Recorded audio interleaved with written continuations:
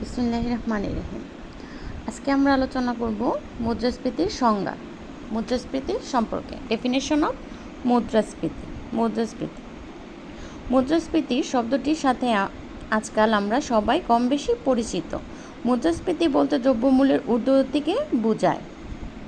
দ্রব্য সামগ্রীর যোগানের তুলনায় অর্থের যোগান বা অর্থের প্রচলন বৃদ্ধি পেলে দ্রব্যমূল্য বৃদ্ধি পায়। দ্রব্যমূল্যের এইরূপ বৃদ্ধিকে মুদ্রাস্ফীতি বলে। তবে মুদ্রাস্ফীতির সর্বজন স্বীকৃত সংজ্ঞা প্রদান করা অত্যন্ত কঠিন।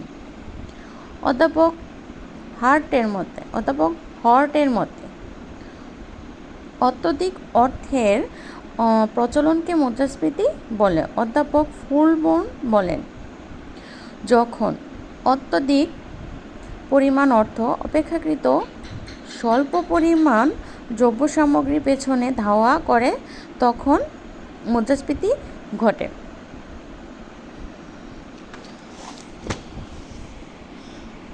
অধ্যাপক কেইন্সের মতে দ্রব্য সামগ্রীর যোগানের তুলনায় যখন কার্যকর চাহিদা বেশি হয় তখন মুদ্রাস্ফীতি দেখা দেয়।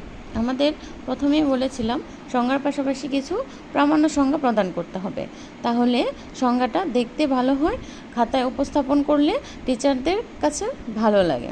অধ্যাপক ক্রেমারের মতে মুদ্রাস্ফীতি হলো অর্থ এর কারেন্সির ফল। ক্রাউথারের মতে মুদ্রাস্ফীতি বলতে এমন অবস্থা বোঝায় যখন অর্থের মূল্য ক্রমশ কমে যায়, অর্থাৎ দ্রব্যমূল্য বাড়ে।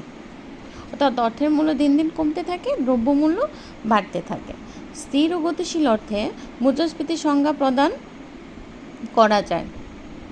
স্থির অর্থে মুদ্রাস্ফীতি হলো সাধারণ মূল্য বাড়া বোঝায়। গতিশীল অর্থে একে অবিরাম বৃদ্ধি বলা হয়। সুতরাং মুদ্রাস্ফীতি বলতে এমন অবস্থাকে বোঝায় যখন অর্থের মূল্য ক্রমান্বয়ে হ্রাস পেতে থাকে এবং দ্রব্যমূল্য ক্রমান্বয়ে বৃদ্ধি পেতে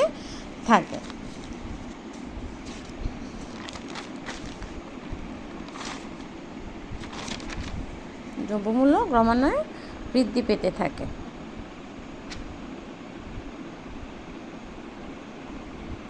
ওকে, আল্লাহ হাফেজ।